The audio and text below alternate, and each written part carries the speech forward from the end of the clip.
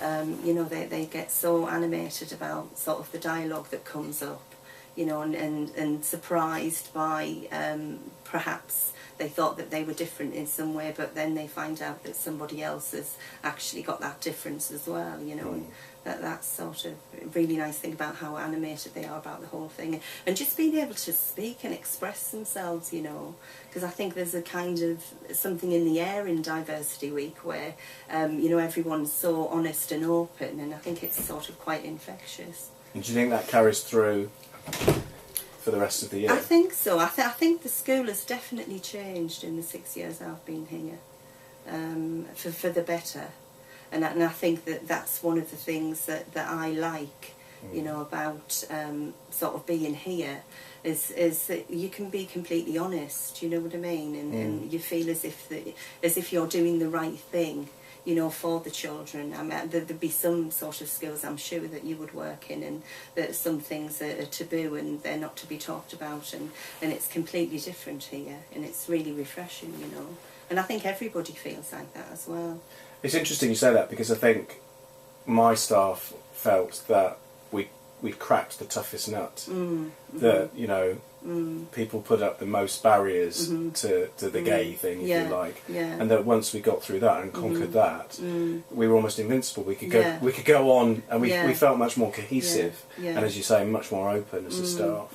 So it really did benefit everybody, I think. I think it has a knock-on effect, because I think it sort of, you know, as staff, I think we seem closer, you know, and sort of more open and honest with each other. I guess everybody can be themselves. They know that you've created an environment. That's right. Whether you're a child, a parent, or a member of staff, that you can come to that place and be who you are. Yeah, I know. We've actually had a member of staff come out, you know, really? in the last 6 years. Yeah. You know, so it's just been a great journey, to be honest, and you feel sort of privileged to be proud, you know, part of it, because you feel like with the racism thing sort of many years ago, you know, that was a nut, like you said, that was cracked, and now this one's, you know, sort of in place, and it's just great to, you know, see it finally happening. And actually, it's the same, you know, from a school leader's point of view. Yeah. It's the same set of skills. You know, when you tackle something like racism or you know, phobia around disability, it's the same set of skills that you employ when you're tackling homophobia. Yeah. So really all of the structures and tools that are exactly the same. They're there. Yeah. Yeah, it's just applying them. Yeah, because you know, I've been a parent here as well, and my son actually has autism, and he went through the whole school, and you know, I brought in sort of literature when he was in year 2, you know, to little workshop sheets that the children could do that informed them about autism, and like you say, it is exactly the same thing, you know. So I'll ask you a question then. As a parent, one of the barriers that some people put up to this work is where they say, "Oh, children are too young to know." What do you think about that? No. I think that they need to know from the offset. It would be ideal if it was practised at home before they even got to school. That would be my ideal, and that's what has happened with my children at home. I've got 3 children. One of my best friends is a lesbian, so they were brought up, you know, known about sort of gay relationships, having several different friends. That for me is the ideal. That would be ideal as a parent, if when children got to school, they already, you know, we wouldn't have any work to do anyway then, but that would be my ideal, really. And I think that you can't sort of think about an age at all. It just has to be taught that there are differences there, you know what I mean, and it just becomes the norm then. It's funny because no one would ever say children are too young to know that a man and woman get married, or a man and woman are together, and that's yet right. if it's 2 men or 2 women, suddenly they're too young to know. I think the implication is that people think we're going to talk about sex, which of course we don't. Right. I know.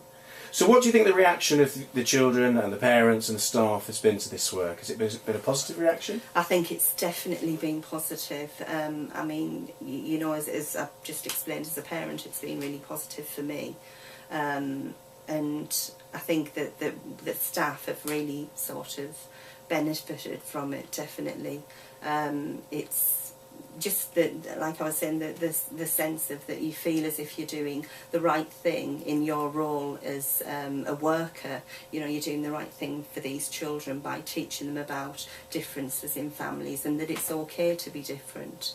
I think with the parents, I think most parents do feel, you know, that it is the right thing to do and they should be taught about differences. I think if there has been any sort of problems, I'm sure that the school have, you know, sort of dealt with that, and they've opened up a dialogue and explained to the parents and shown them what we actually do, and that, you know, as you say, it's not talking about sex, it's about different people, you know, being loving towards each other, and that difference should be celebrated. So what have your highlights been? What have you enjoyed the most?